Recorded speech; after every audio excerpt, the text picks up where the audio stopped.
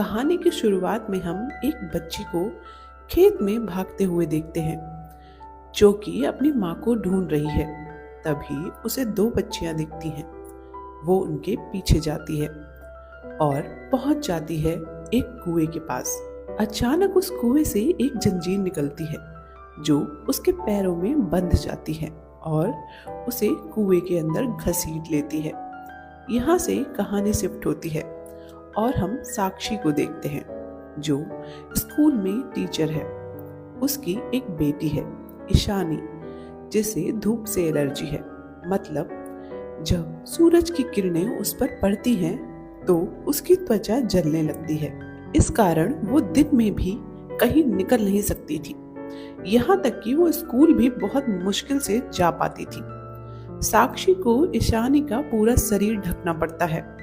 यहाँ पर साक्षी उसे मोटिवेट करती रहती है कि वो बहुत बहादुर बच्ची है। साक्षी एक पुलिस ऑफिसर समर के घर पर रहती है।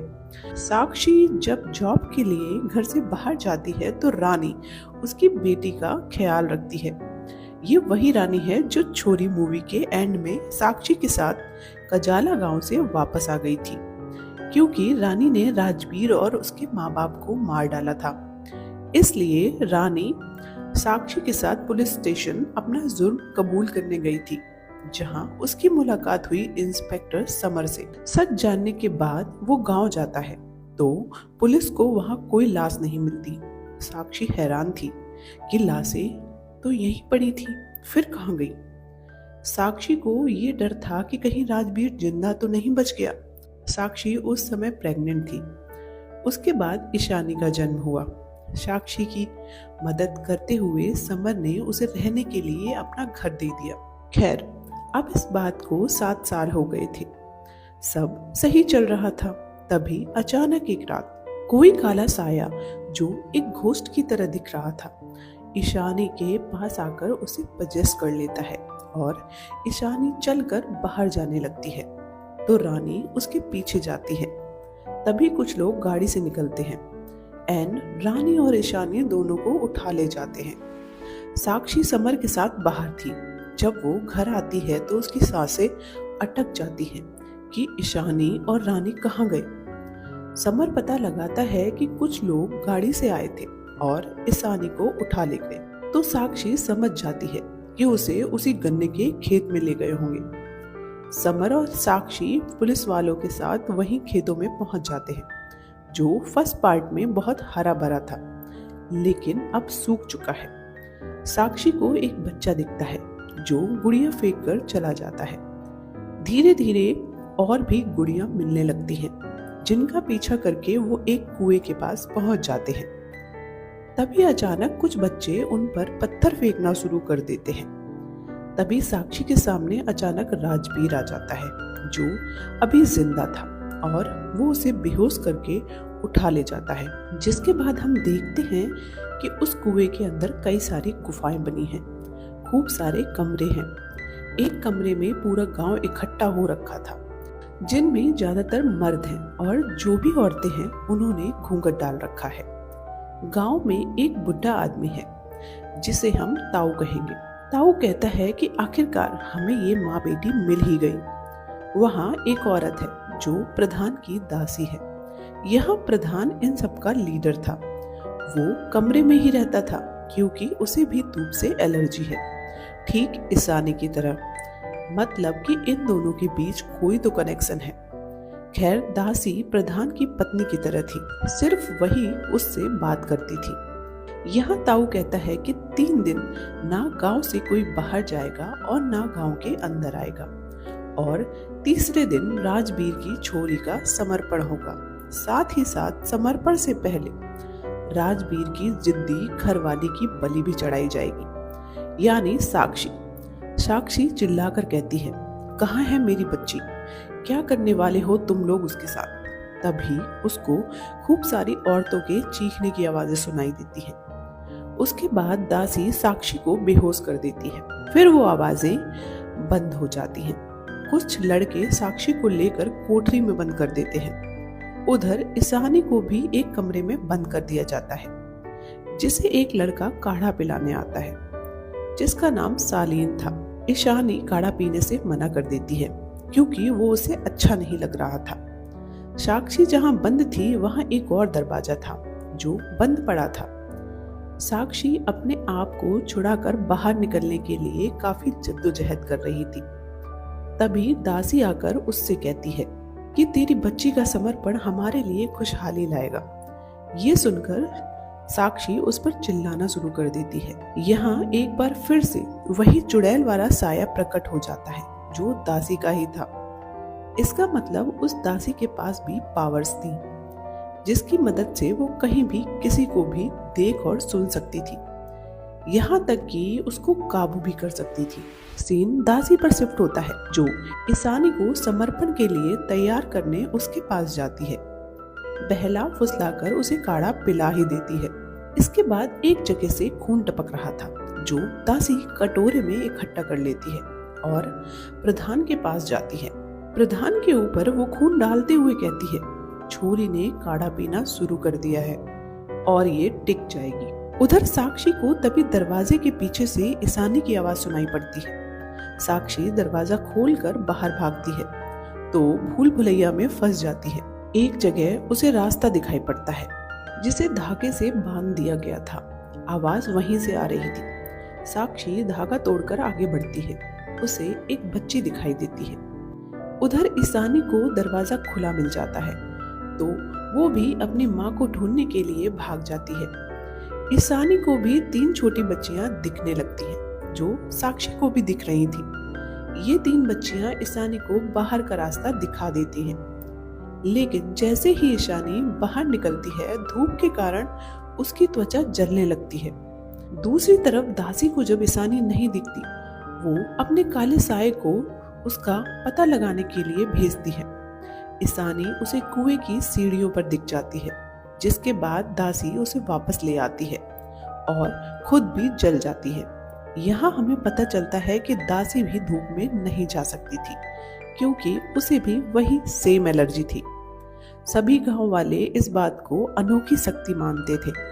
सीन साक्षी पर शिफ्ट होता है जिसको फिर से कई सारी औरतों की चीखें सुनाई देती हैं। वो उनके पीछे जाती है। उधर ईशानी बुरी तरह जल गई थी और बेहोश थी, इसलिए दासी उसे और अपने आप को लेप लगाती है। होश आने पर दासी उसे फिर से काढ़ा देती है। यहाँ पर ताऊ दासी से कहते हैं कि इससे पहले भी 3 छोरियां मर चुकी हैं, तेरे से इस बार काम हो जाएगा कि नहीं। दासी कहती है कि वो छोरियां प्रधान की शक्ति के सामने टिक नहीं पाई, लेकिन ये छोरी कमजोर नहीं है, इसमें प्रधान को ठीक करने की शक्ति है। गांव वालों का मानना था कि प्रधान बीमार है, इसलिए गांव में सूखा पड़ रहा है। अगर उसकी तबीयत और बिगड़ी तो पूरा गांव जलकर भस्म हो जाएगा। सीन इंस्पेक्टर समर पर शिफ्ट होता है जिसे साक्षी को बचाने के लिए डिपार्टमेंट से कोई मदद नहीं मिल रही थी, तो वो सोचता है कि अब वो खुद ही साक्षी और ईशानी को बचाएगा, इसलिए वो अकेले ही कुएं में चला जाता है। उधर ईशानी दासी से कहती है, मुझे कोई कहानी सुनाओ। अब दासी उसे एक कहानी सुनाती है। एक राजा था, उसकी कोई संतान नहीं थी, तो उसने सूर्य महाराज की तपस्या की।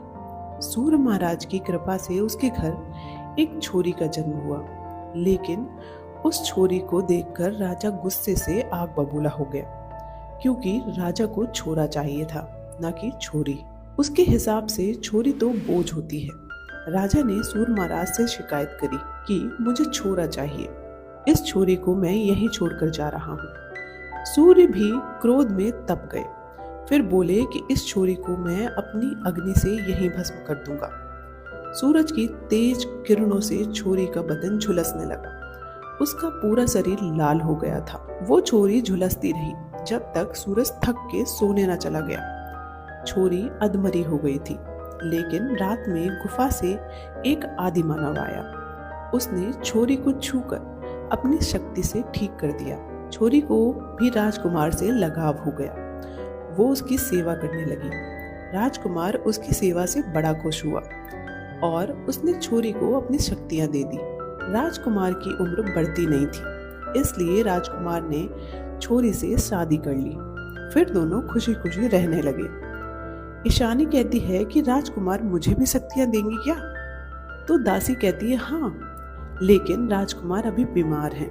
अगर तुम उनके पास जाओ, उनका अच्छे से ख्याल रखो, अगर वो तुम्हें पसंद करने लगे तो वो तुम्हें शक्तियां दे देंगे।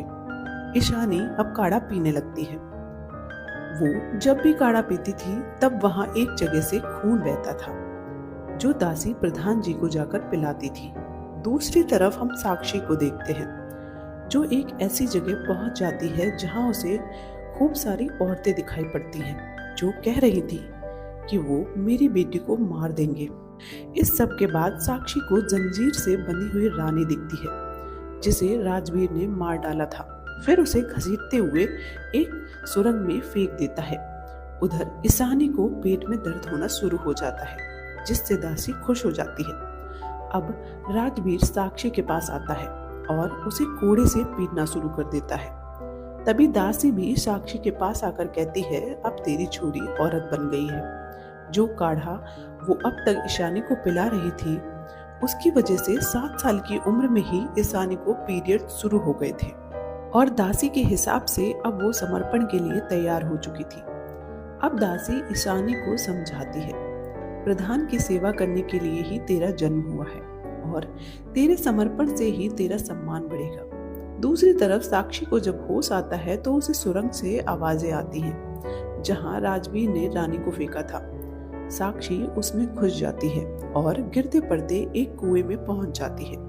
वो देखती है कि कुएं के अंदर बहुत सारी महिलाओं की लाशें पड़ी हैं। रानी की विलास वही पड़ी थी। उन सारी औरतों की स्पिरिट साक्षी को घेर लेती है, फिर सब उस पर हाथ रख देती है, जिसके बाद उसे कुछ होने लगता है। उधर समर्पण देने की तैयारी शुरू की जा रही है। हमें बताया जाता है कि सालीन की माँ जन्म देते ही मर गई और उसकी एक जुड़वा बहन थी, पर छोरी होने के कारण उसे भी मार डाला गया। पर सालीन बच गया क्योंकि वो एक लड़का था। अब सालीन नहीं चाहता था कि ईशानी के साथ भी वैसा हो। अब ताऊ राजवीर से कहते हैं जाओ अपनी लुगाई को ले आओ, समर्पण से पहले उसकी बलि चढ़ानी है और गांव की औरतों को एक सीख देनी है कि जो भी हमसे होशियारी करेगा उसका यही हाल होगा। उधर इंस्पेक्टर समर सालीन से मिल जाता है। वो उसकी हेल्प करने के लिए तैयार हो जाता है। सालीन उसे बताता है कि ईशानी का समर्पण होने वाला है। जो छोरी धूप में नहीं जा सकती वही प्रधान जी की सेवा कर सकती है। यहाँ पर समर को पता चलता है कि ईशानी को प्रधान जी की नई पत्नी बनाया जाएगा, जिससे प्रधान तो ठीक हो जाएगा पर ईशानी नहीं बच पाएगी। अब दूसरी तरफ ईशानी को डोली में बिठाकर प्रधान जी के पास बारात की तरह ले जाया जाता है। राजवीर साक्षी को ले जाने लगता है तो साक्षी अब कमजोर नहीं रह गई थी। उसके अंदर आ चुकी थी बहुत सी मरी हुई औरतों की ताकत। साक्षी राजवीर को बुरी तरह पीटते हुए उसे रस्सी से टांग कर खत्म कर देती है। अब ईशानी को प्रधान जी की गुफा के गेट के सामने बिठा दिया जाता है। दूसरी तरफ गांव वालों को खबर लग जाती है कि पुलिस आ चुकी है, तो वो सब उनसे लड़ने के लिए चले जाते हैं। उधर गुफा का दरवाजा खुलता है। अब दासी ईशानी को अंदर ले जाने लगती है, लेकिन तभी प्रधान खुद गुफा से बाहर आकर दासी को जोरदार धक्का मारता है, फिर ईशानी को जबरदस्ती अपने साथ ले जाता है। इस पर ईशानी कहती है कि तुमने उनको हाथ कैसे लगाया, वो मेरी दासी माँ है। इसके बाद प्रधान उसे लेकर चला जाता है। अब गुफा का दरवाजा बंद हो जाता है। उसी पल दासी को एहसास होता है कि वो कुछ गलत कर रही है, पर अब बहुत देर हो चुकी थी। तभी वहां साक्षी आ जाती है, तो दासी उसे रोकने लगती है, पर साक्षी को अब कोई डर नहीं था। साक्षी उसे कहती है कि तुमको दिखता नहीं क्या, दासी का कोई सम्मान नहीं होता, उसकी कोई मर्जी नहीं होती। साक्षी दासी से कहती है कि प्रथा के नाम पर तुम्हारे हाथ बांध दिए गए हैं और तुम्हें कमजोर बना दिया गया है। तेरा प्रधान भी कमजोर है, उसे जिंदा रखने के लिए मेरी बेटी दासी नहीं बनेगी। साक्षी दासी को धक्का देकर गुफा का दरवाजा खोलने लगती है। यहाँ पर दासी देखती है कि सभी औरतें साक्षी के साथ मिलकर दरवाजा खोल रही हैं। आखिरकार दरवाजा टूट ही जाता है। साक्षी को ईशानी मिल जाती है। तभी प्रधान साक्षी पर हमला करके ईशानी को एक बक्से में लेकर चला जाता है। साक्षी जब बक्सा खोलती है तो प्रधान उस पर कुछ फूंक कर उसे कमजोर बना देता है। फिर वो अपने आप को बड़ा करके ईशानी के शरीर से कुछ काले साए की तरह खींचने लगता है। ये शायद ईशानी की एनर्जीज थी। तभी दासी का काला साया आकर प्रधान को रोकते हुए ईशानी को बचा लेता है। दासी अब प्रधान के जाल से बाहर आ चुकी थी। उसे समझ आ गया था कि जो हो रहा है वो सही नहीं है, इसलिए वो प्रधान के खिलाफ खड़ी हो गई। समर भी ताऊ को पकड़कर ले आता है। वहां बाकी पुलिस भी आ चुकी है। जितने भी लोग इसमें शामिल थे उन सबको पकड़ लिया गया है। दासी ईशानी को अपनी बच्ची की तरह ख्याल रखते हुए कुएं से बाहर ले आती है। सब लोग जा ही रहे होते हैं, तभी कुएं से एक जंजीर बाहर आती है जो साक्षी को घसीट कर अंदर ले जाने लगती है।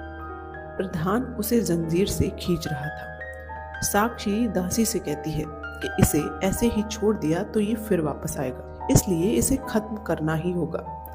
साक्षी ईशानी की जिम्मेदारी दासी के ऊपर छोड़कर वापस कुएं में चली जाती है, जिससे वो प्रधान को खत्म कर सके। इसी के साथ ये मूवी यही खत्म होती है।